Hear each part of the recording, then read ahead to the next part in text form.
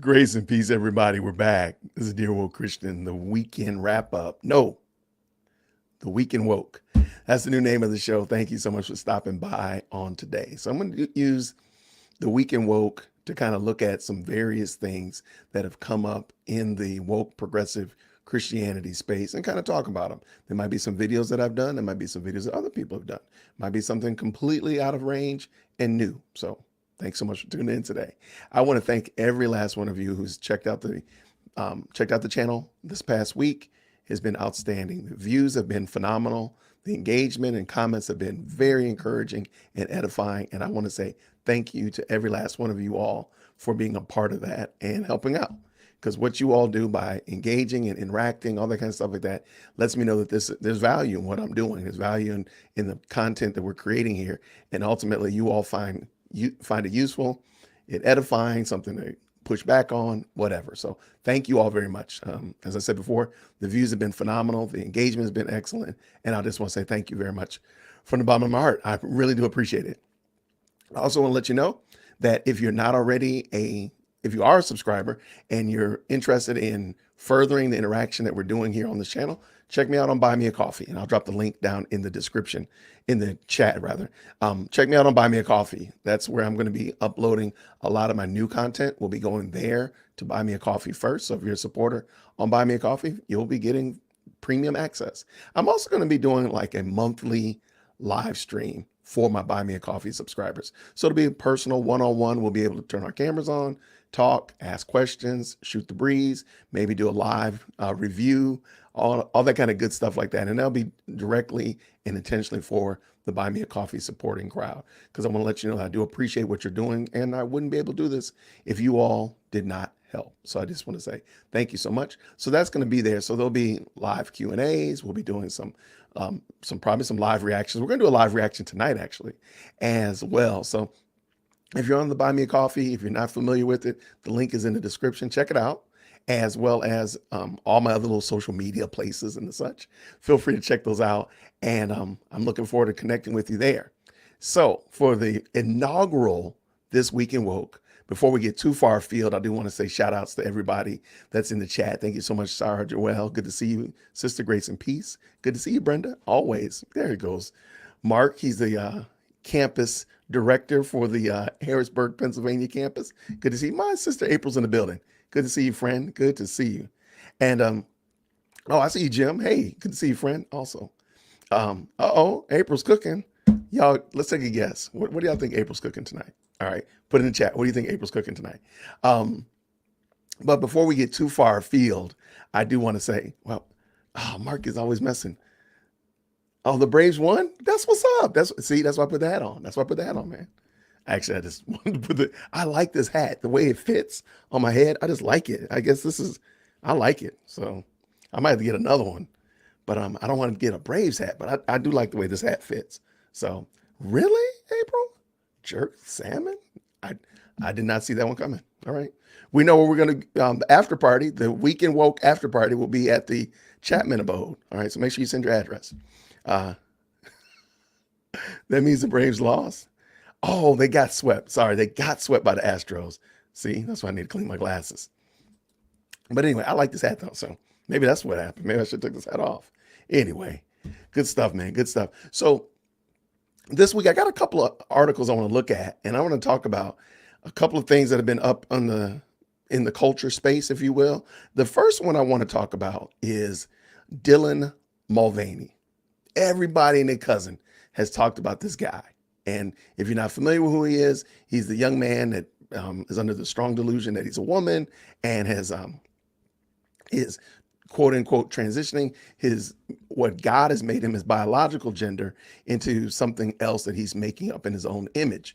Well, I don't know. I don't know why. Some reason or another, his story is interesting to me. It's just something like, wow, how did he get this far afield? And just by God's providence, I ran across a video that kind of explained it. Now, I didn't know this, and a lot of people didn't realize this, but Dylan Mulvaney is an actor. That's going to be problematic. So I'm not going to play all of it, but nobody. This is an interview. This is a segment that Michael Knowles did. I'm not vouching for Michael Knowles by any means, shape, or form. However, he did a really good description and explanation about Dylan Mulvaney. I didn't realize that Michael Knowles is a classical actor as well. He's been trained classically. So is Dylan. And here in this video, and I put the link down in the description, Michael Knowles explains what he believes is the issue, the problem, and what's going on with Dylan Mulvaney as it relates to his really being in character. Really, that's at the end of the day, the summation of it is that, hey, I got my notes over here. So Dylan was a struggling actor. He was struggling until, guess what? COVID. Once he was locked in the house, he had free access to the whole world through his screen. And he started this whole days of womanhood or days of girlhood, whatever he called it. And that's what actually got this whole thing going. And that's what actually got all of his popularity really is in the last 3 years. So the reason we even know who he is because of the last 3 years. But what Michael Knowles argues here, and I encourage you, if you're interested in finding out, like, what in the world is this? Now, this is not a Christian argument that Michael Knowles is making. He's making a very humanistic, secular argument, but it makes sense how it is that this young man has become so twisted in his mind that he thinks that he's a woman. I've seen since he's gotten certain surgeries and stuff like that, he believes in his mind that he's a woman. But Michael Knowles here, and I'll just give it a little bit just to start off. I don't want to get too far afield. It's about 18 minutes long, but let's let Michael start out. Seems to have any idea who this guy is, but we see him. All right, let's back up a little taste. Who is Dylan Mulvaney? Nobody seems to have any idea who this guy is, but we see him everywhere. This is the guy who was virtually unknown, and then he decided that he was going to become a woman, and then 221 days later, he was interviewing the President of the United States. Sitting there in a dress, pretending to be a woman. And again, I think it's interesting because it shows the depravity of man, and it shows just how much we hate the image that God has made in us, to the point that we think that we have the right and we have the ability and that we should be able to change who it is that God has made us to be. And this, of course, is a perfect example of that fact. And he made a great point. Like, man, the dude was locked in his house, and 200 days later, he's able to sit with the president. Like, talk about a society and a culture that has lost its way. But let's let him finish. I'm not going to get too far because, like I said, it's about 18 minutes long, and I do have several things I do want to talk about today. Talking about women's issues with the supposed leader of the free world. And this just exploded people's minds. And there are all sorts of theories going around as to how this unknown person became such a phenomenon so quickly. And some people think it has to do with social media, and there's just something about the social media culture that allows a figure like this to just explode out of nowhere. People think, rightly to some degree, that this has to do with the transgender movement, and it's all just about the rise of transgenderism. But everybody seems to be missing the most obvious point here. All right, I'm gonna stop right there on a cliffhanger. So, yeah, I mean, those things that we see, the social media, the transgender movement, so on and so forth, those are expressions of what it is that Michael Knowles is going to say here. I think he makes a really good argument, and I'm going to let him tease it out a little bit, and then we'll probably end it. But I do want to encourage you to check it out. So let's keep it going. Dylan Mulvaney is an actor. He is an actor. I don't mean that to say that Dylan Mulvaney is faking it or something, or that he doesn't really think that he's a woman. That was another theory that cropped up, is that Dylan Mulvaney is just the greatest troll of all time. And he's just revealing how ridiculous the transgender ideology is. Because on his very first video, Dylan Mulvaney comes out and he says, okay, I've been a woman for 10 hours and I've already cried like 3 times. Day 1 of being a girl, and I have already cried 3 times. I wrote a scathing email that I did not send. I ordered dresses online that I couldn't afford. And then when someone asked me how I was, I said, I'm fine, when I wasn't fine. So, how'd I do, ladies? And he just keeps performing all of these caricatures of women that are very offensive to a lot of women, but are generally kind of funny. So people think, well, he's just faking it. I don't think he's just faking it. I think Dylan Mulvaney is an actor. Okay, so I feel like he's making a great point here. This guy's acting, and I've always said it. I felt like the way he's depicted women is offensive to women. I think it's just a caricature, but we see this often. We've seen it so many times that I think we've just kind of accepted stereotypes and caricatures of different people groups and such like that without even really thinking about it. Because again, I've cried 3 times. I bought dresses I couldn't afford. I said everything is fine, but when it wasn't, how'd I do? Like, that's just a caricature of women. I'm sorry, that's not very honest. But let him continue, Jason. The reason that people are missing this is, one, they haven't Googled the guy, and he is a trained actor. He attended the Cincinnati Conservatory of Music for musical theater. He had a pretty good career working around New York. He played one of the roles in Book of Mormon on Broadway. That's a pretty big deal. And then the pandemic hit, and then the lockdowns hit. But even before the lockdowns, apparently Dylan Mulvaney was a little bit upset at the limits that were being placed on him as an actor, because he still could only play male roles. And so the reason I think that his being an actor is central here is because of modern acting theory. This is something you wouldn't understand if you're not familiar with modern acting theory and what happened. But all right, he's going to get into some tall weeds as it relates to acting theory. And it gets a little bit long, a little bit lengthy, kind of heady if you're not really super into that. You even notice the music changed. He added a different type of music when he started that. However, just think about it. Dylan Mulvaney is 26 years old. He was 23 when all of this, when he really started. He was about 23 years old. I mean, just fresh out of college. I think he graduated at 22. So he's experienced very little in the world as it relates to like normal world. Everything he's experienced is acting and pretending and being somebody that you're not. And I even believe Candace Owens and Britt Cooper have been doing a really deep dive into acting and what happens to people, child actors and such like that, when they spend so much time pretending to be somebody else and not themselves. So it is really interesting. I would submit this to for your review.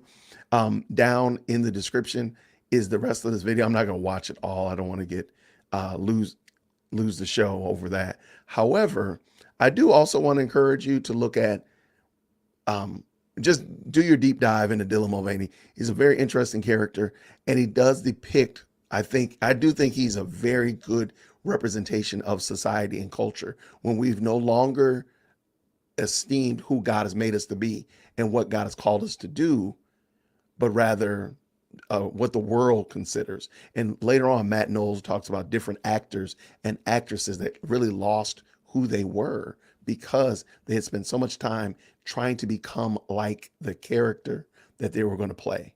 And I think a perfect example is like Heath Ledger. You hear lots of stories about what happened to Heath Ledger and other people who've played the Joker character from the Batman series. Lots of people have had issues when they've tried to play this character and try to get into the role, if you will.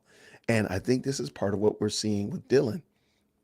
But I think it's also indicative of the society and culture that we're currently living in, where who God has made us to be and the fact that God made them male and female is not acceptable to us anymore. We want to be God. Not only do we want to be God, we want to be able to do things that only God has the power to do. And this is, I think, a perfect example of that. So if you want to check it out, I left the video down in there. I think if you're interested in like arts and how actors kind of get into their roles and actresses kind of fit the part and how the shift happened, I thought it was I was like, wow, I can't believe I'm actually listening to this, because all of it is not only about Dylan. A lot of it is about how actors and actresses, how that shift happened in the late 80s, where actors no longer were just playing a part, but they had to like become the person and some of the things that they were doing to become the person. It was super interesting. If you're really interested in it, I'm gonna leave the video link down there. Check it out. Let me know what you think about it. Of course, give me some feedback. Let me know what you think about it. I see some pretty. It seems like most people agree that Dylan, to some degree, shape, or form, is playing a role, playing a game, and such like that. And all of what he's doing is really just a snubbing his nose at God. And I agree with a lot of these comments that I've seen on here. So I appreciate it. Thank y'all so much. I got another fun one here today. All right. Many of y'all don't know, but Alan from Polite Leader podcast on YouTube, I really like him. I like him a lot. And he did a review of progressive Christianity just recently. And I really found it informative. And this one we're actually going to do the whole deep dive into because I think it's well worth it. It's just a quick 9-minute video. He's answering a TikToker who's talking about who doesn't like the term and the way that we use progressive Christianity. I know that many of us use progressive Christianity even in regards to the woke space, because I myself say that wokeness is a full embracing of progressive Christianity in all that is a culturally accepted, whether it be gender confusion or climate change or all these other weird things that have come up. That's part of what I include in my definition of woke. Well, part of it, and I've said it before, critical race theory is a gateway drug to progressive Christianity. Well, Alan at Polite Leader, let's pull him up real quick. He's addressing in polite society. I hope you're having a good week. He's addressing a TikToker who is pushing back on the definition of progressive Christianity. So if you're somebody who's had to, try to describe progressive Christianity or even wokeness, this was a good episode right here. And of course, link down in the description. But we're going to look at it together. Do like a live reaction, if you will. I'm going to leave a link down below, if you will. Check it out. Of course, check out Alan. Let him know that I sent you by. And let's give it a whirl. Let's give it a whirl. Let's go. Today, we're going to be responding to a progressive. So let's delve in. Hello, everyone. If you're here for the first time, welcome to my channel. I'm Alan. So in this video, we're going to be taking a look at some comments made by Randall. Randall claims that conservative evangelicals like Dr. Sean McDowell are spreading misinformation and disinformation about progressive, quote-unquote, Christianity. So we're first going to take a look at a clip of Sean McDowell from his video. Then we're going to look at a few of his comments and respond to them. So what do you think about progressive Christianity? One of the difficulties in answering. Okay, so Sean McDowell is answering a question.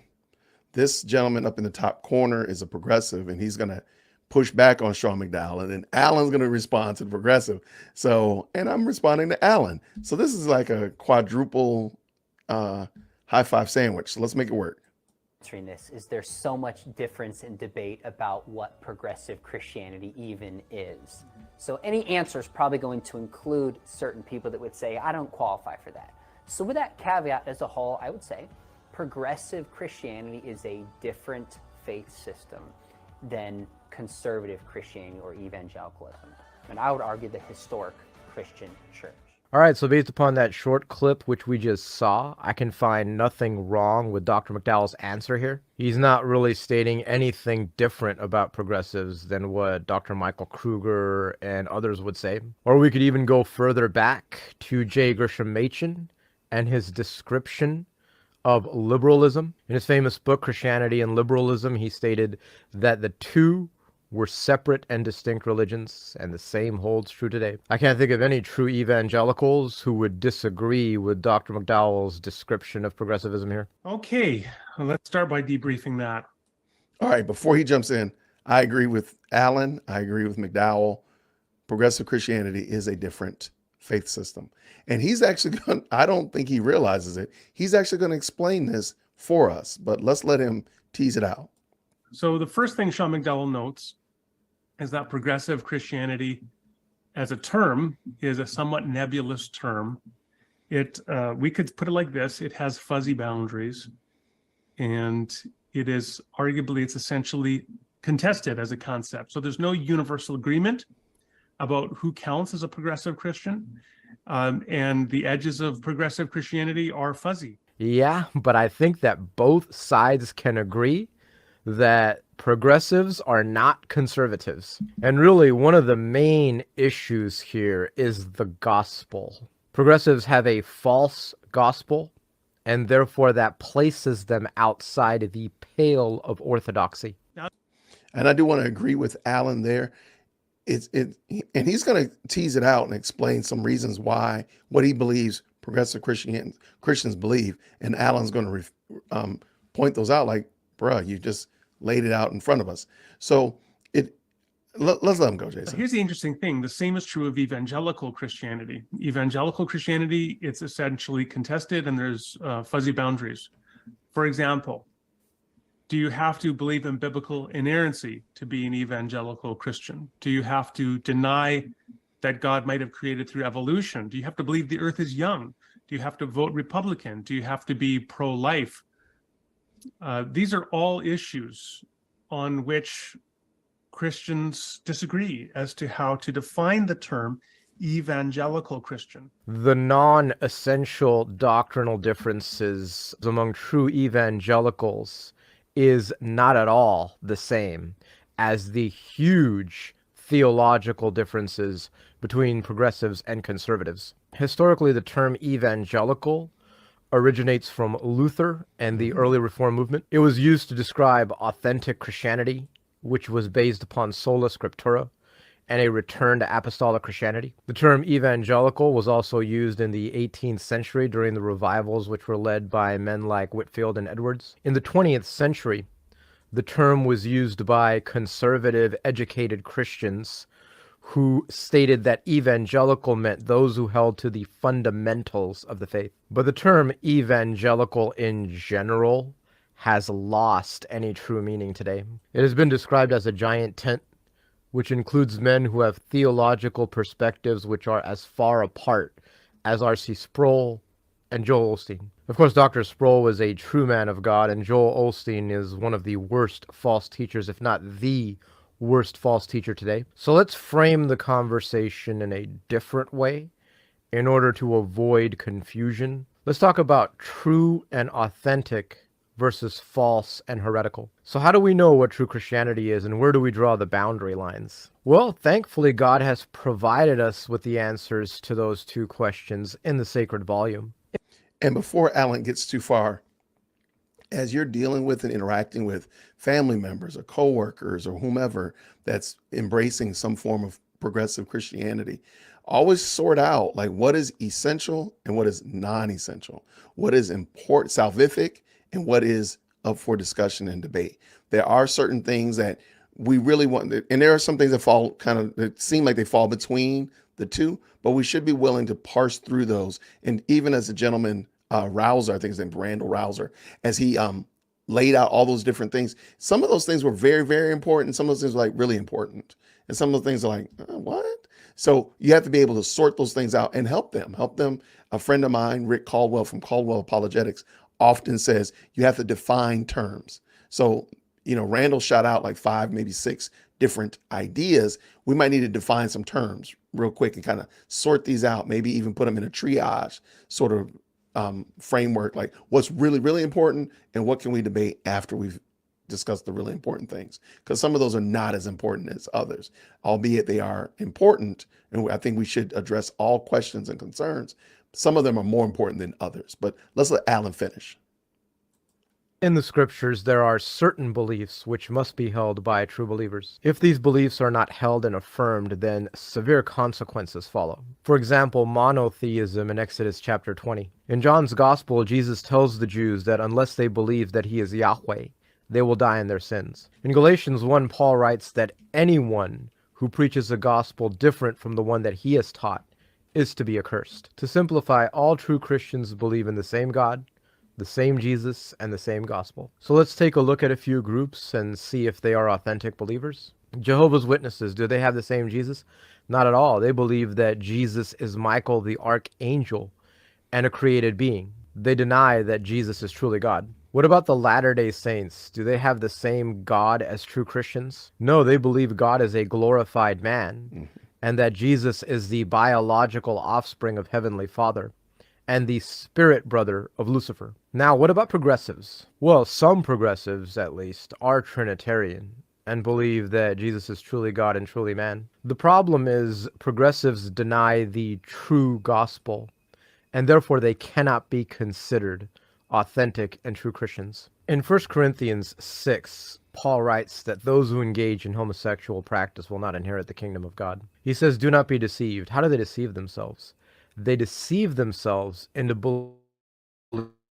believing in a serial and impenitent fashion and get away with it. So, with true believers and progressives, you have two different gospels. The true church tells individuals who are engaging in homophile behavior in a serial and impenitent fashion to repent and to turn away from that sin and embrace Jesus Christ as he is freely offered in the gospel. And progressives, of course, defend, endorse, and support same-gender unions. By doing so, they are in 100% contradiction to what Paul tells us in 1 Corinthians 6. As a result, as long as they continue to teach what they teach and believe what they believe about homosexual practice, they place themselves outside the true family of God. But let's go through his examples. Biblical inerrancy. You can be a...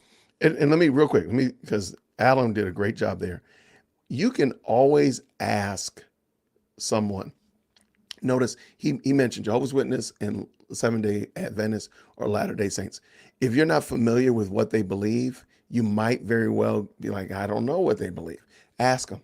Say, hey, Jehovah's Witness, what do you believe about Jesus? Tell me what you believe. And again, as I said before, define terms and just ask more detailed questions. If you don't know the answer, ask the question. If you think something's wrong, just keep asking, like, who is God? And when a Mormon tells you that God is just a glorified man and you can become like God, you already know where we are. That's a different God. Therefore, they have a different gospel. They are outside the pale of orthodoxy. So you don't have to become an expert in Jehovah's Witness or Seventh-day Adventists or Muslims or whatever. You just need to know how to ask questions. So know your gospel, know who your God is, know who Christ is, and be able to ask questions pertaining to it. All right, let's let him finish up Randall's 6 or 7 ideas. Let's go. True believer and deny biblical inerrancy. However, it's going to lead to huge problems down the road. Denomination after denomination, which has become liberal, began by denying biblical inerrancy. The PCUSA, the Episcopalians, the big portion of the United Methodists, the list goes on. God created through evolution. You can be an old earther or an evolutionary creationist, as they like to call themselves now, and be a genuine believer in Jesus Christ. Of course, old earth creationism and evolutionary creationism are not the same thing. I don't have time to go into all the differences between them, but they both hold to some form of evolution. The problem with both is that you have death in the world prior to the fall. But like I said, you can still be an authentic believer and hold to either view. Do you have to believe that the earth is young? No, young earth creationism is not definitional to the Christian faith, but believing that the earth is around 6,000 years old is pretty darn important. For more on that, you can check out the work by Dr. Jason Lyle and many others. Do you have to vote Republican? Well, you certainly can't vote Democrat. The D Party stands for the profaning of marriage, the unjust homicides of children in the womb, the mutilation of the private parts of young boys and young girls, and Marxism. No true Christian could vote for a candidate who holds to those views. Do you have to be pro-life? Yes, you do, and I would say that the more biblically accurate position is abolitionism. Well, I hope that helps clarify at least one of the major differences between true Christians and progressives. Randall's thumbnail shows a photo of Dr. McDowell saying, "You need to agree with me to be a Christian." Sean McDowell is not the Pope of Protestantism. We agree with his analysis of progressivism because it is a biblically accurate analysis. All right, that's a wrap for now. Ladies and gents, if you want to share your own thoughts. All right. Well, thank you so much, Alan. I appreciate it. And the reason I bring this up, the reason I want to show you that is to show you, you know what? You don't have to know everything, every in and out about a matter. You just need to ask really good questions. and to help you with those questions. Take what they're asked, what they're saying, what the progressive or the non-believer, the other faith system, whatever person is saying, and just ask more questions. When you say that the Bible has contradictions, where? I submit to you, as always, that Vodi Bakum video that I have on my channel, even now, even today, is still getting pushback and hate because Vodi said that there are no races. There's just one race in different melanations of those, or different colors is what he said, different colors within that race. I still get people pushback today, to this very day, literally earlier today. And you just ask questions like, where do you get that from? Where do you get that from in scripture? And they generally tend to disappear when you ask questions like that. But you don't have to know everything. You don't have to become a biologist. Like you don't have to become, an expert in the matter. Just ask questions and know where to find the answers. And you can always say, hey, I don't have that answer, but I will gladly come back and answer it at another time. So this was it. Thank you so much, Alan. So Polite Leader's video and his link is down in the description. Let him know I sent you. I'd love to hear what I'd love for you to interact with him and let him know that you heard about it over here. Now, this video, we are going to dig into deep. And the reason we're going to dig into it deep is because Gothix is a YouTuber. It's polite to use. And she has been marking her journey to become, as she has become a Christian. The Lord, in his sovereign will, has saved this young lady and her husband and brought her to saving faith. I have talked to her personally, voice to voice, face to face, actually on camera. And she has a viable profession of faith. And I am honored to say that this is a sister in the Lord and that the Lord is using her. She used to be a gamer. She used to be really big into just kind of conservatism, Black conservatism. And the Lord saw fit to rescue her and to save her from her sins and bring her not only into Christ, but to make her a vocal advocate for the gospel. She does a video here and she talks about why it's not appropriate to use preferred pronouns.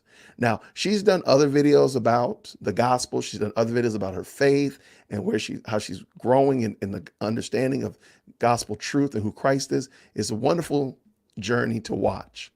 I wanted to point this one out because she really did a phenomenal job of explaining why we don't use preferred pronouns and what the long, slippery slope is once you start doing that. I've heard pastors preach about it. I've heard theologians and experts and really egghead people. And I have to say, I love the way Gothix did it. So the link for the full video without me commenting is down in the description. Let her know Dear Woke Christian sent you. And let's listen to Vanessa. Preferred pronouns. How is it polite to lie to someone? If someone thinks he's Superman, do you affirm that? No, you don't. Right. Who made that rule? You're affirming a lie to make them feel better. And that's detrimental because now you have to put on another lie on top of another lie on top of another lie. And if you consistently lie, regardless of how you want to grade it, because some people say, well, white lies are good, pronouns are okay. Eventually, someone that consistently lies is going to be viewed for what they are, a liar. The other day, I was commenting about some situation involving a trans person, which if you follow me, you know I don't really like using the word trans because I feel like it's playing into a narrative. And I referred to this person by their biological sex. And one of the responses that I got struck me, and I was very confused, but also not surprised. And this person said, listen, I don't like wokeness, all right? I don't like wokeness, Gothics, but why do you have to misgender them? What? The question that I pose to all of you is, how do you define woke? Now, I believe transgenderism is woke. I'm not going to pretend that I even know how it feels to look in the mirror every day and believe you are trapped in the wrong body or believe that you were meant to be born as the opposite sex. I'm not going to begin to even try to figure out what that feels like.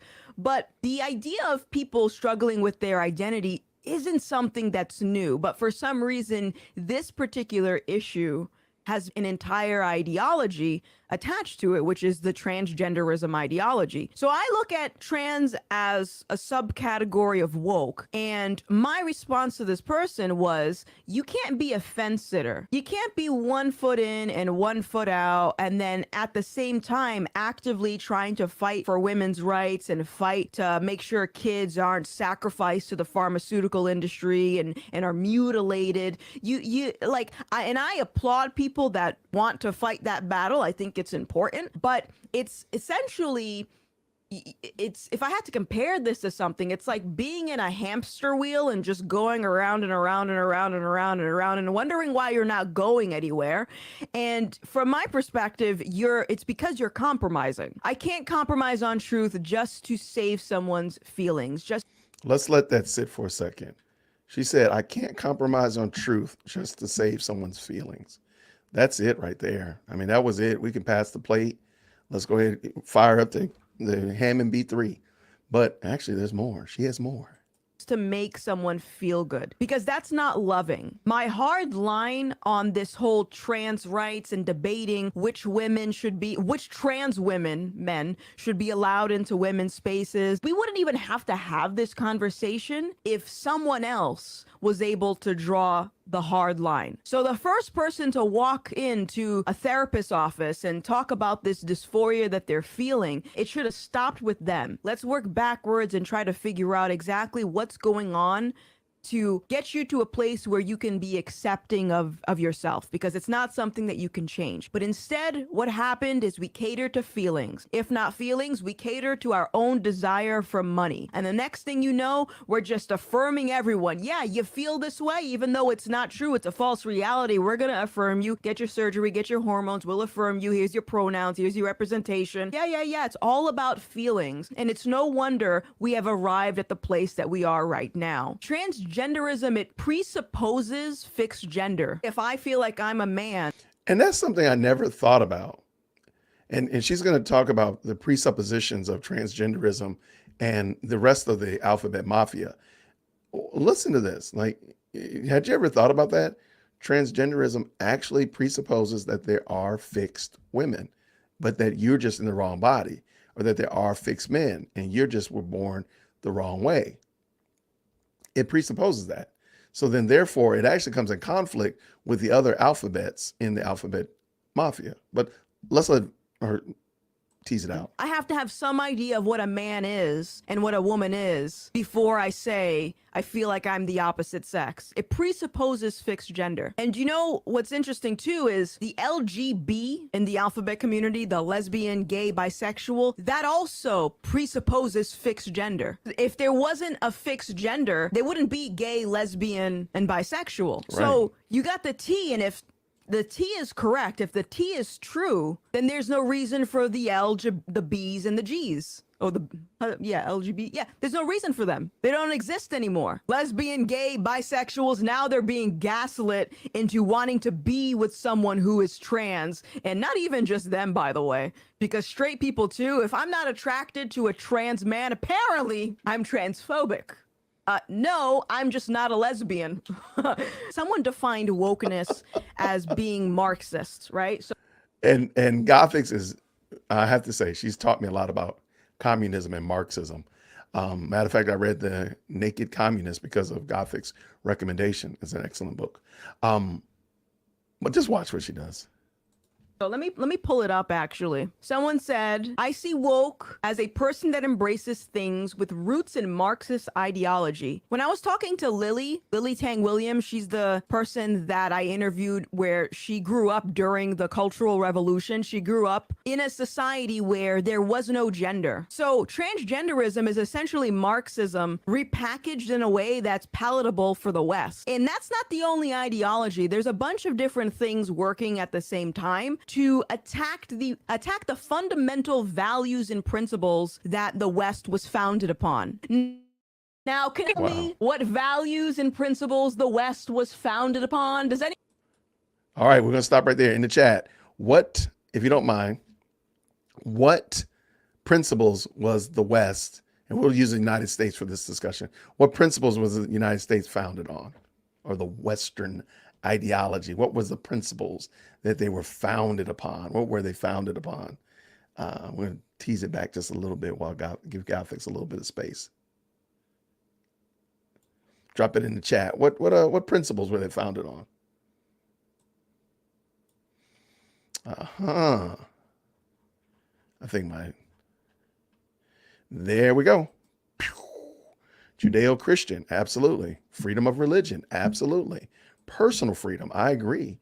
Oh, don't put a question mark behind it, guys, fancy girl. Freedom of religion, absolutely.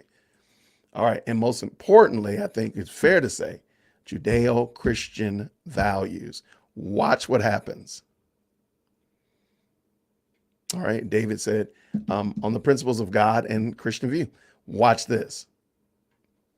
For the West. And that's not the only ideology. There's a bunch of different things working at the same time to attack the fundamental values and principles that the West was founded upon. Now, can anyone tell me what values and principles the West was founded upon? Does anyone have an idea of what those principles were? I'm not going to say it. I'm going to let the chat say it. Does anyone know what those values were? There we go. Great job, my team. Great job, my team.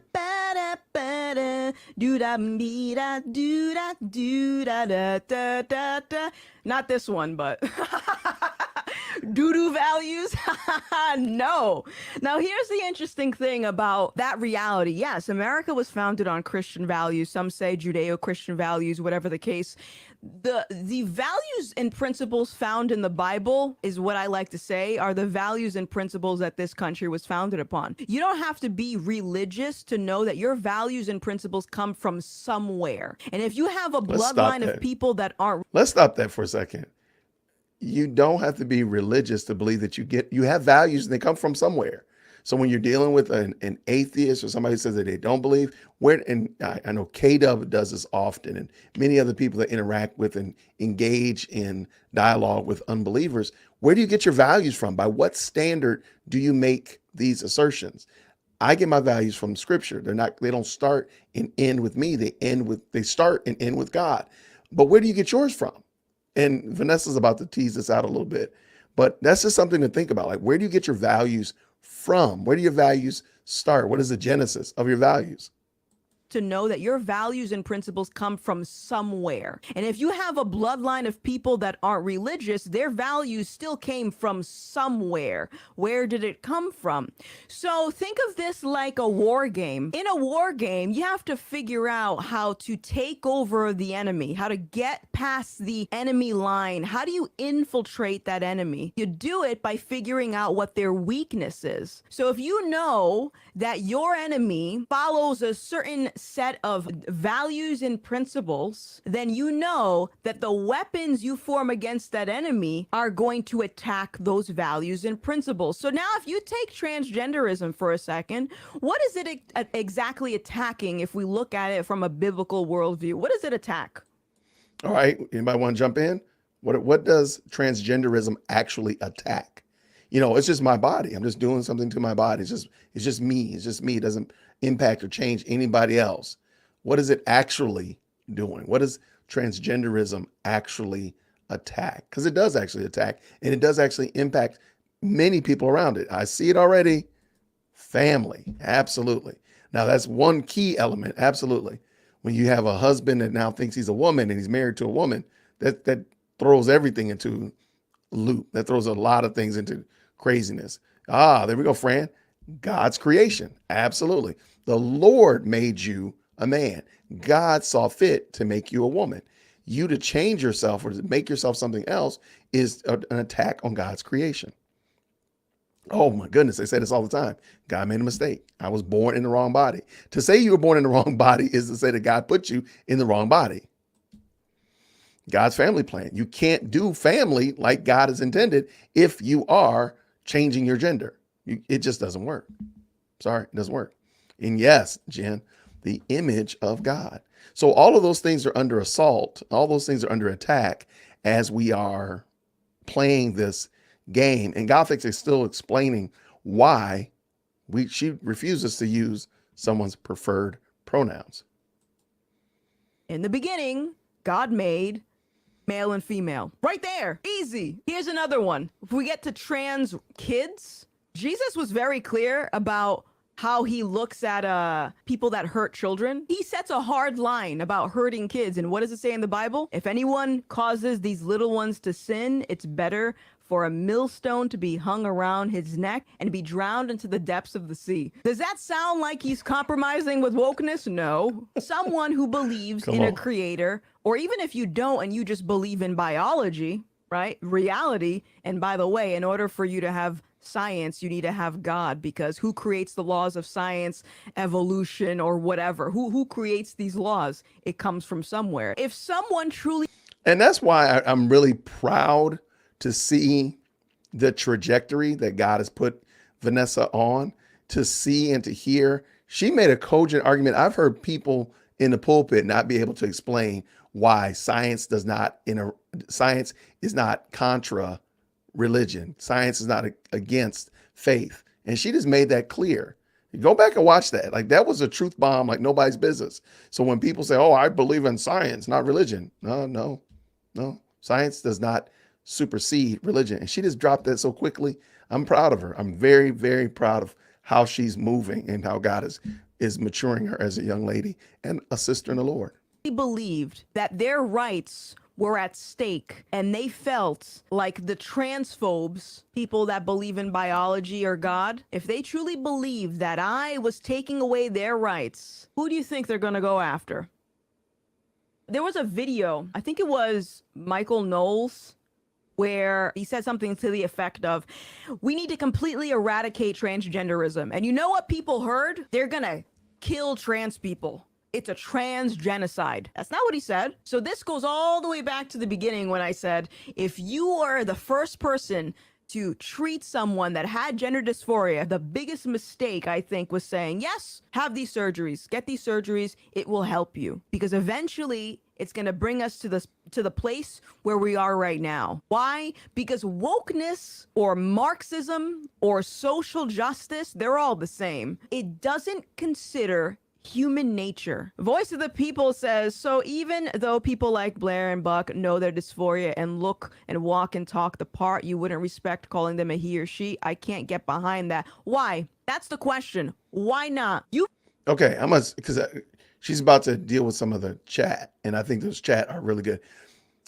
Karl Marx, I have The Naked Communist right here, as well as another book, Common Sense. Oh, they're all together. All my communism books are together. All right. Color, Communism, and Common Sense by Manning Johnson. I would definitely, if you're interested in the dialogue about Marxism, we're not saying that critical race theory is Marxist because Vody said it and we think it's kind of cool to say it. Manning Johnson, who was a black man, who was a member of the Communist Party of the United States in 1968, he said it. But in this book right here, Naked Communist by Cleon Skorskin, he makes it very clear. That's what it is. But the thing is, Karl Marx hated religion, and he believed that humans were tabula rasa, that you impose evil on them. They don't have evil in them. So basically, he figured if you create a society where everybody had the same things and everybody was equal, there would be no crime, there would be no need for prisons or police or laws, because everybody's equal. Everybody had the same amount of stuff. They had the same kind of house, the same kind of jobs or income, please forgive me, and such like that. Everybody would be happy. And he does not. So when Vanessa says right here, it does not include human nature, she's aware of human depravity. She's aware of total depravity and original sin in the hearts of man. That the problem around us is us. We're the problem.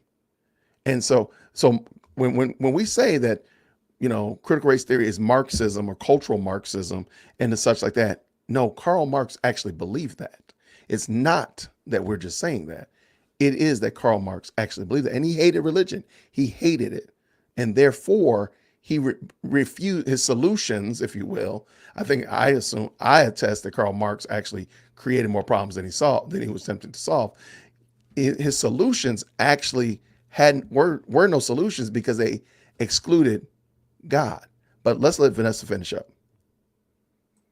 Who made that rule? In that situation, and I know both of these people, they're very lovely, but in that situation, you're left with a choice. Do I go with what society has said is acceptable, or do I go with what God has said is acceptable? If you don't believe in God, you're left with what society deems is acceptable. God says, speak the truth in love. The world says, affirm this thing because it's disrespectful if you don't. And that is a slippery, slippery, slippery slope. Because if we're going based off of what society says is okay, who's to say, for example, during the Holocaust, it wasn't respectful for the Nazis to call Jews vermin. The social consensus at that time were Jews were vermin. Is that okay? Obviously, that sounds like a very drastic comparison, but regardless, that goes to show you that we can't base our standards on social consensus. Social consensus is always changing and always moving in different directions. So there's no stability. It's inconsistent. It doesn't work. The only reason why we're even considering a question like this is because we've been convinced that whatever society says is the right path to take. You know what the other part of this conversation that people seem to be missing is the part of personal responsibility. If I felt like I was truly a man and I wanted to get surgery, in my mind, going into any public restroom, if it's not like a unisex or something like that, if it's a gendered specific restroom, that's off the table, because the alternative are a few things. The alternative could be, okay, are we going to have the government do a graded test to determine who looks closest to a woman? How passable they are? Are we going to do that? We're going to have someone there. No, sorry, your boobies aren't big enough. That's no, wild. sorry, I can still see your Adam's apple. No, sorry, you're just ugly. Are we going to have that? The issue with this idea that I'm going to affirm this person who's trans, but not this person on the basis of they look more believable, or this person I agree with, or this person, they're nice to me. You're not consistently applying the same logic. You're picking and choosing. Either you have women's rights or you don't. It's like a hamster wheel, and it's not going anywhere. Voice of the People says, why? They are respectful and don't push this on others. I show respect when respect is shown. Just because they live that way doesn't mean they are bad and they should be disrespected for it. How is lying to someone respectful? And whatever answer... Now stay there. How is lying to someone respectful? And that works in many different ways, in many different places. It's not just in this trans discussion, but how is lying to somebody respectful? How is it? How is it?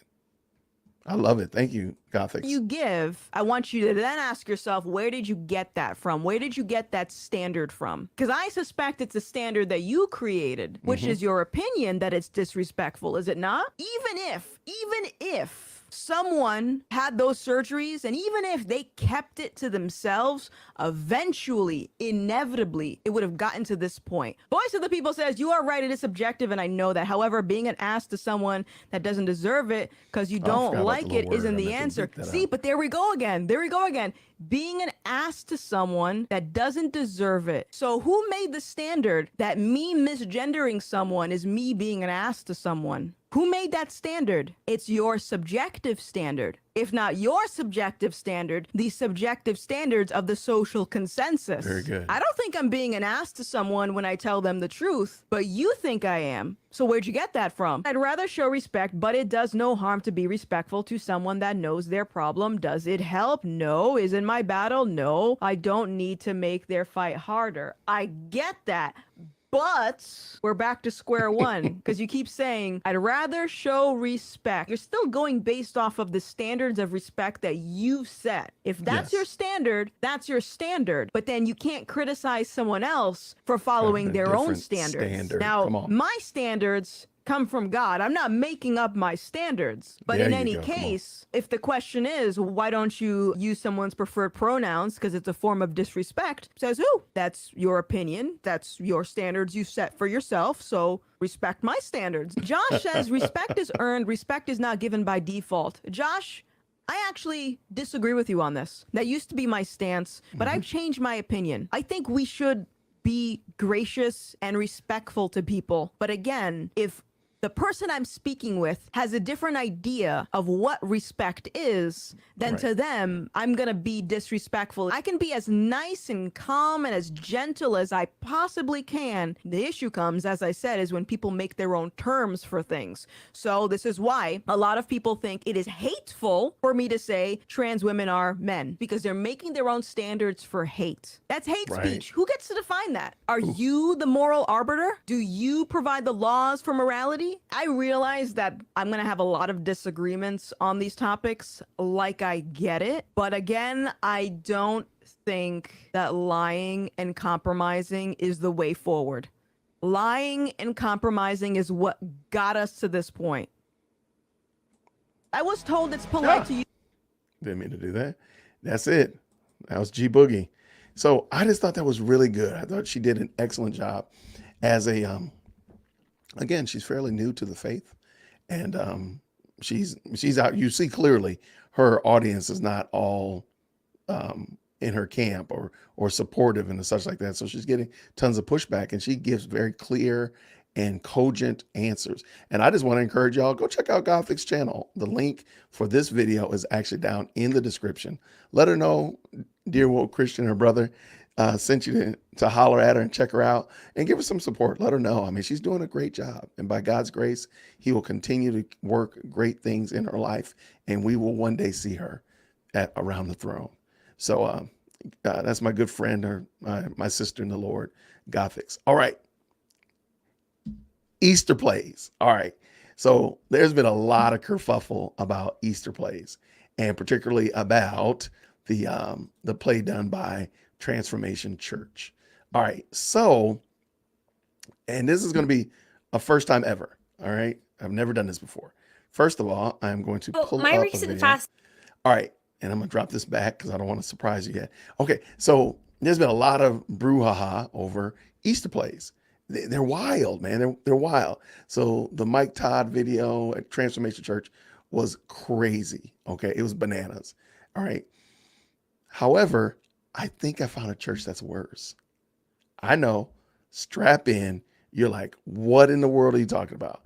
How can it be worse? All right. I'm going to explain why I think this church is actually worse than Michael Todd's church. And I'm going to actually,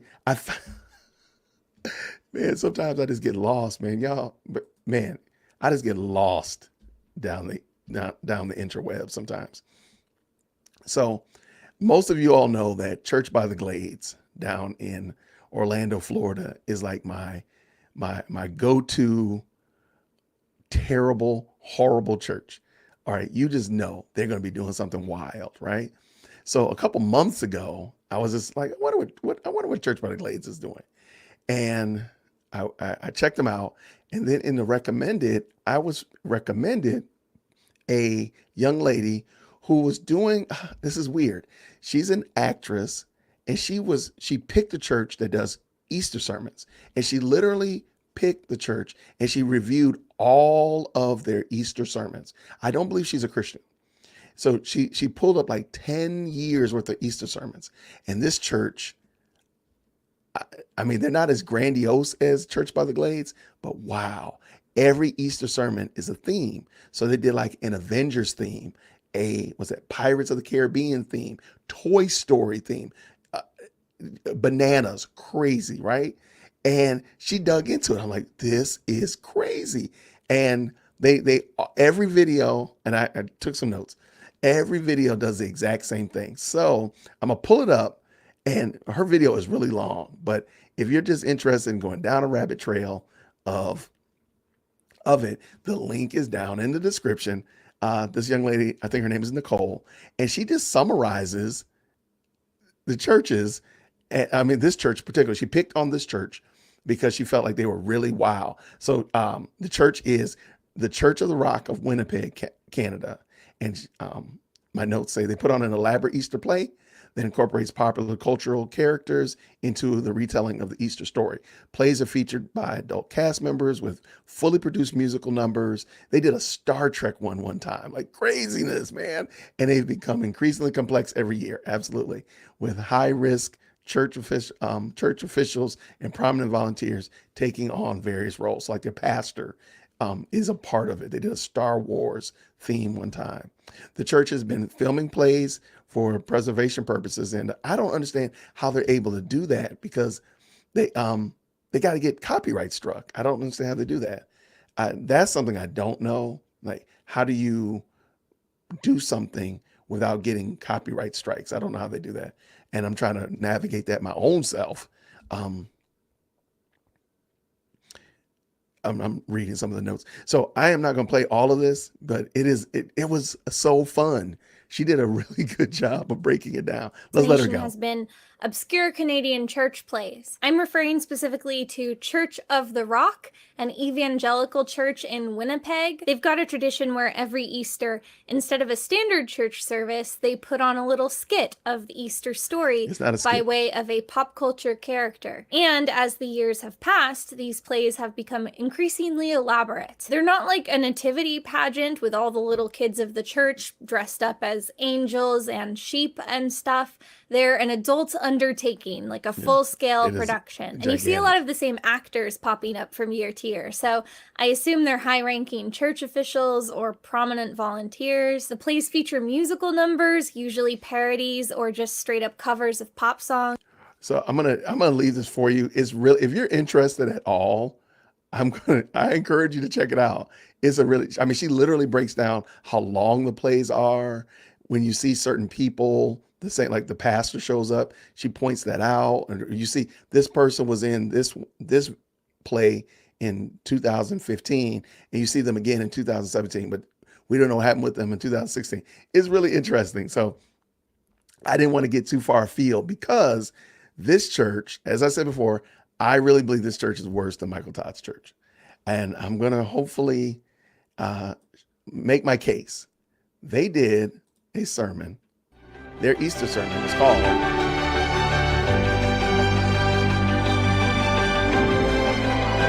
Beauty and the Beast.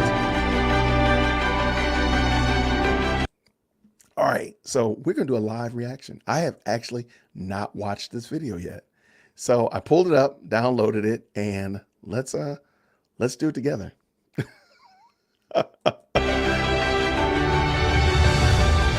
Why do we loathe the beast that is in others instead? Oh wait, what did it say?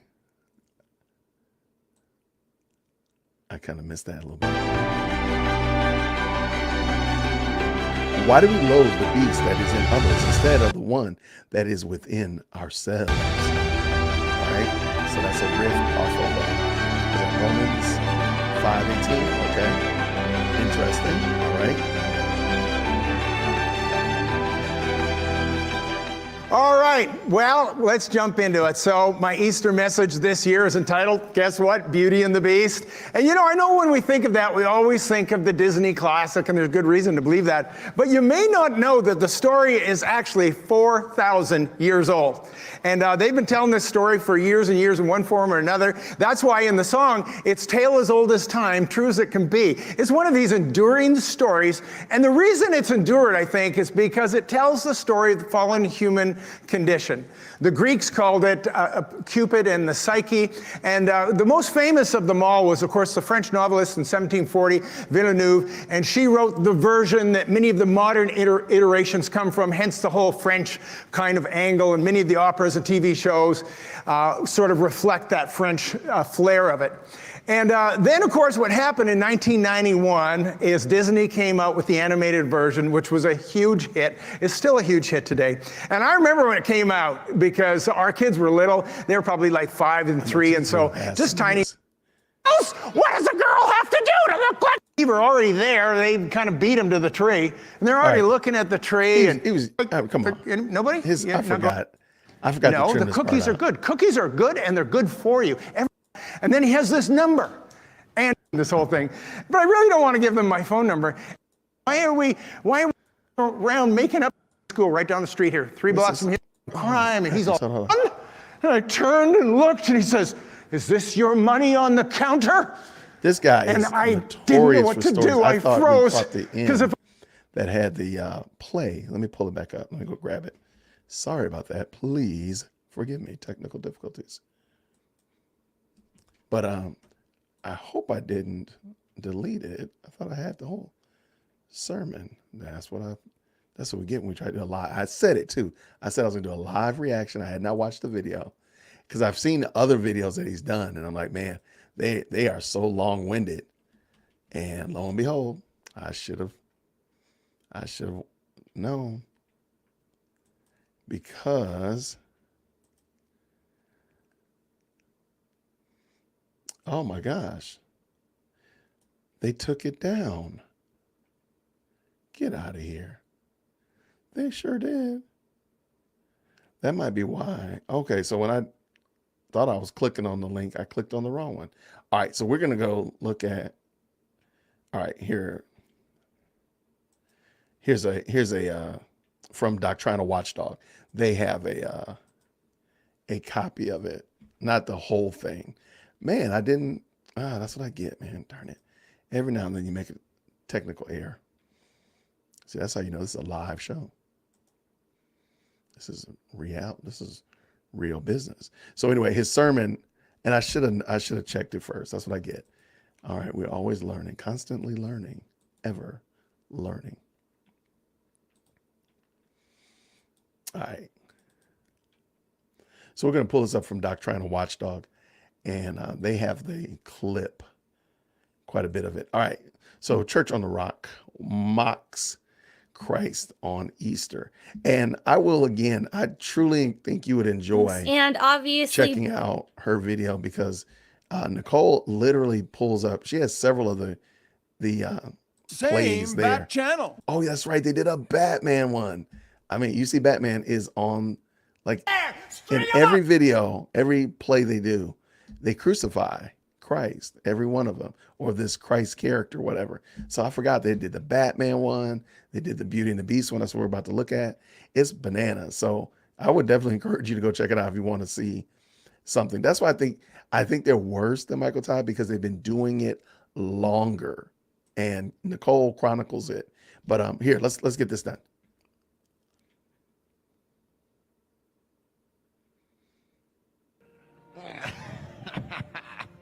You hear that, Cogsworth? Paradise. Something funny over there, little matchstick. Oh, look who's Yeah, talking. you're looking at the female. You're looking at the female.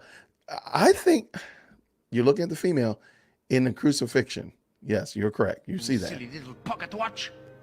Me little? You couldn't even melt an ice cube. Oh, really, you and your little tech talks. Why don't you go sit on a birthday cake where you belong? Forgive them, Father, for they do not know what they are doing. Look what we have done. We have killed an innocent.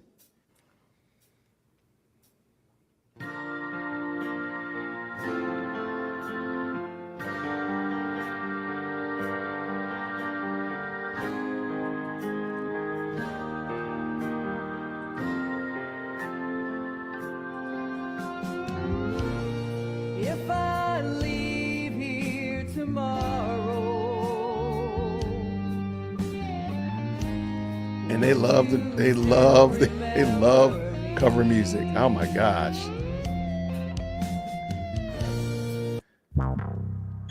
All right. And somebody has asked about it.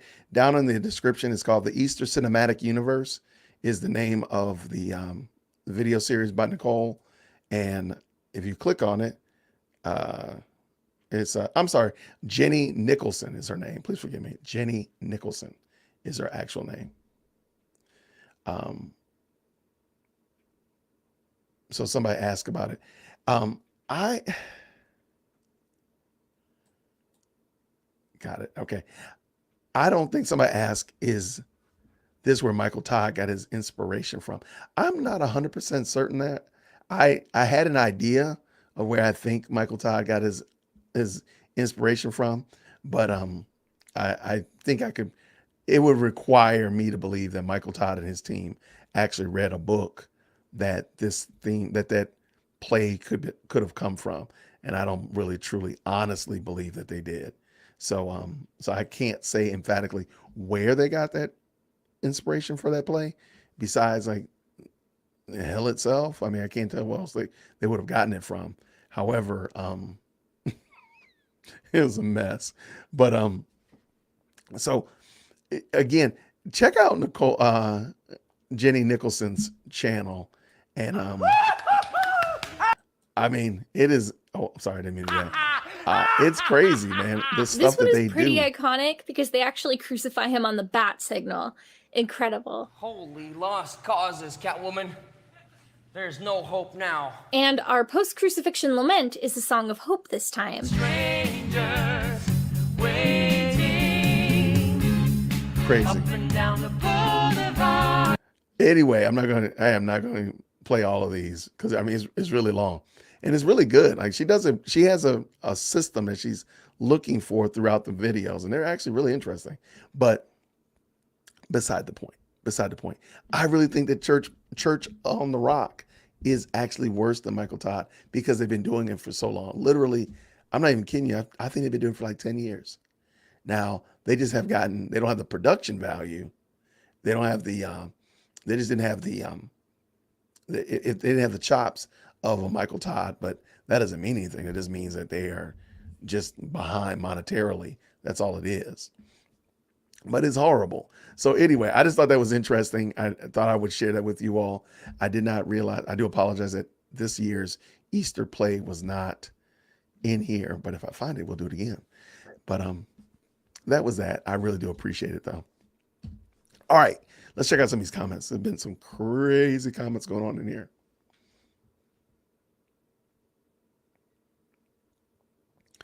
All right. Yeah, I do think that song was Freebird. Yep.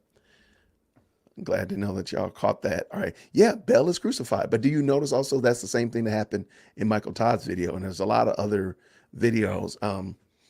I think one time, Church of the Rock crucified another female character. I can't remember off the top of my head.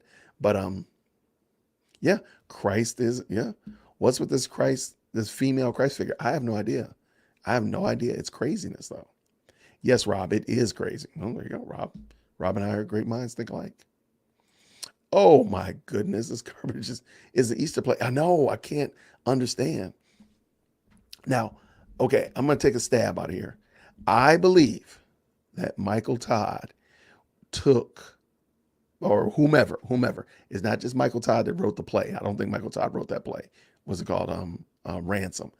I do believe, however, whoever wrote the play, whoever's responsible for the play, took elements from that. There's a play from the late 80s called Heaven's Gates, Hell's Flames. And it just kind of shows like people that die in Christ, they go to heaven. People that die in sin, they go to hell. And it was one of those apocalyptic plays that was meant to scare you, kind of like scared straight, if you will.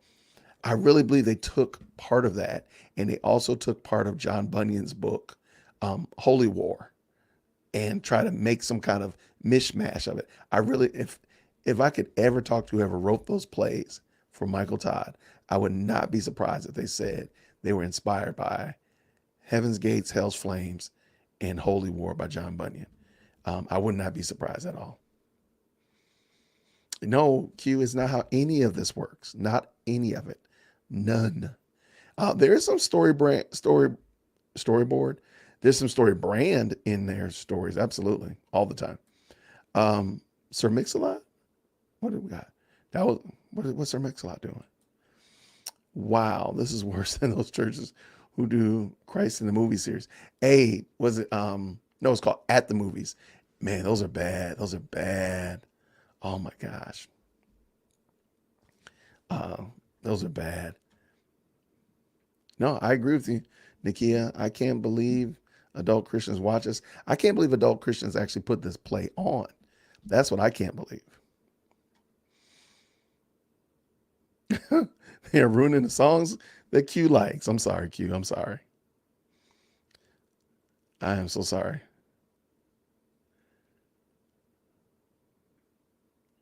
Aren't any of these churches afraid of hearing, "Depart from me, I never knew you"? I don't think so. Shar Joel, I don't think that's high on their list. I don't think that is.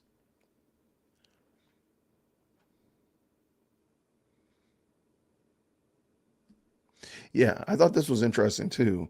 Since we're talking about Michael Todd, Todd's female associate pastor came up to gaslight and defend the play after the fact. I've noticed a trend when Mike Todd does something just ridiculous. The next Sunday or the next time that the stage is filled is usually not with him.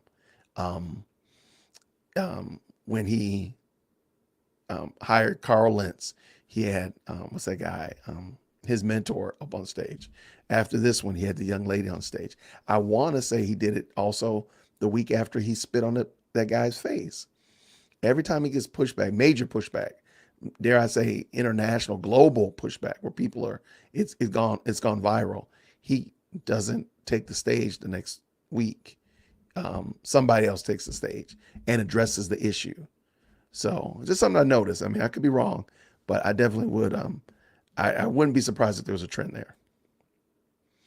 When you say that because he made all of the evil folks ghetto, it was sort of racist too. Hey, you know what? Beard and Stash Social Club, there's a lot of problems there. There's a lot of problems with Michael Todd. Karen says, I get so mad watching this heresy. I see red. Then I remember God says, vengeance is mine. He's going to deal with them. I'm trying to tell you.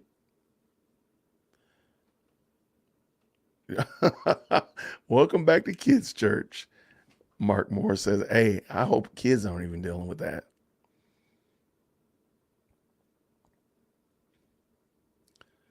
Oh, gotcha. I got you, abiding you. Now I got you. Thank you so much. But yeah, I would definitely encourage you to go check out Jenny's channel. I mean, she did a really good job. And I thought it was interesting because I think it was interesting because she really dove into the various aspects of the play itself, not just the theological issues. 'Cause I don't believe she's a Christian, but not just the theological issues, but the actual play itself and how long it took and this character, this, that, and the other. What in the world? I mean, it's crazy. This. Wait, let me show you the let me jump and find the oh, this is the Star Wars one.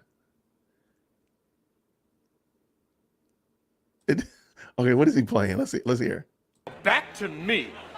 Sadly, he isn't me. But if he stopped using lady-scented body wash and switched to Wookiee juice, he could smell like he's me. That's the joke. Just a man standing there, like, staring at us with this dead expression for way too long, reciting an entire old commercial. Look down, back up. Where are you? You're on a spaceship with the man your man could smell like. What's in your hand? Back at me. I have it. It's a moon rock with 2 tickets to that thing you love. Look again. The tickets are now asteroids. Anything is possible when your man smells like me. I'm on a spaceship. And the crowd goes wild. Musically, I would say this production is one of the most egregious cases of just shoehorning. Oh, I missed it. Oh, shoot. And they Sorry. also do carbonite. So it's just Luke that gets frozen in carbonite. Don't worry, Leia. I have a plan. No! This is so terrible. So again, I think it's just because Michael Todd has more And financial for this play, backing. the post-crucifixion lament is Space Oddity. Ground control. I think it's interesting that she recognizes, and maybe she is a Christian, I don't know. She calls it a post-crucifixion lament, and how the people, I don't want to call them disciples, how people are dealing with the figure that's supposed to be Christ being crucified. It is craziness. I don't understand how they got away with this. Man, y'all are picking these songs up quick. Is that David Bowie? I don't know. What is it? Afternoons. 7, 6. Commencing countdown, engines on. And then right after they're done lamenting, Luke just busts out of the carbonite like the Kool-Aid man, and he's back to life. And then they all sing a cover of Counting Stars to celebrate. But fortunately, this song has some very inspired lyric changes. Lately, I've been praying hard. He said, let your light shine. All right. No, stop sign. Oh, Back to the Future. That's right. Nothing gonna slow me down. Marty and Doc sang Back in Time from the movie, so not a very inspired journey on an adventure to find the Ark of the Covenant. This one is probably our most culturally insensitive Easter play to date, which is quite a distinction. No. We've got the marketplace scene with all this Middle Eastern garb, the violent natives, these backup dancers doing every kind of stereotypically ethnic dance move they can think of. In the original film, the bad guys are Nazis, so here we've got a lot of singing, dancing Nazis. I mean, they're not like the heroes. Oh my gosh, Okay, I forgot how funny allow this me was. to deeply upset many people. I have not seen the Monty Python movie this play is based off of. By the time I was funny joke, another level. All right, so power anyway, over the I want you to go decisions check because this we out get a when you lot get a more chance. films. I think you will enjoy Jenny Nicholson's summary of that. And let me know. Come back and let me know if you watch it or you watch if you watch her video and you agree, like I think they're worse than Michael Todd. I really do, because they've done so many. Again, they still done Pirates of the Caribbean. There's a Star Trek one. The Toy Story. We didn't even see the Toy Story one. Oh my gosh, where's that? I mean, they're wild, man. From a character perspective, Oh my I don't gosh. know why this lament falls to Mrs. Potato Head to lead, but okay, I guess they all join in anyway. I love this one. All these toys singing about their anguish. It's amazing. Wait, let me back up a little bit. I liked the costumes, and I like them so much that like nothing could bring me down. Any wide shot when you see the big Andy's room set they've built and the full lineup of everybody in these lumpy Halloween costumes, you just can't help but love what you're seeing. This one also has an ambitious plot. That's what I'm calling it. I'm calling it ambitious. You'll have to decide for yourself whether that's a good thing or bad. In this story, God is Andy, which it makes sense, but still a lot to contemplate there. Sure, we're all different, but Andy loves us equally the same. Andy? I've never seen Andy, not even once. I'm starting to think that maybe Andy doesn't even exist, and we're all caught up in some grand illusion. At first, they had me thinking this was going to be a very coherent play because the whole first scene is just like a replica of the first Toy Story film. To infinity and beyond! Wow, they spent so much money on this foolishness. So I thought they'd really be sticking to the book. Initially, the only real difference was that some characters from the sequels were there, and Mr. Potato Head was Donald Trump and had 800 lines of dialogue. But quickly, it becomes a mashup of Toy Stories 1 and 3. Buzz arrives, and Woody hates him. Traveling at the speed of light. Oh my gosh. But we also get this dystopian tidbit from Woody about how every time a new toy shows up, an existing toy gets donated to daycare, which in this play is an allegory for death. As I said before, every time a new toy comes, an old toy gets donated to daycare. And there are 2 daycares, Sunnyside and Fireside. Unlike in Toy Story 3, there are 2 distinct daycares, one which is explicitly heaven and the other which is explicitly hell. So apparently they live in this scary universe where for every birth an immediate death must follow. Meanwhile, Right. Lotso Huggin' Bear is totally different from his film role. He's like a hippie atheist trying to spread his poisonous ideology to the other toys. Nobody owns us. We own ourselves. We're masters of our own fate. We control our own destiny.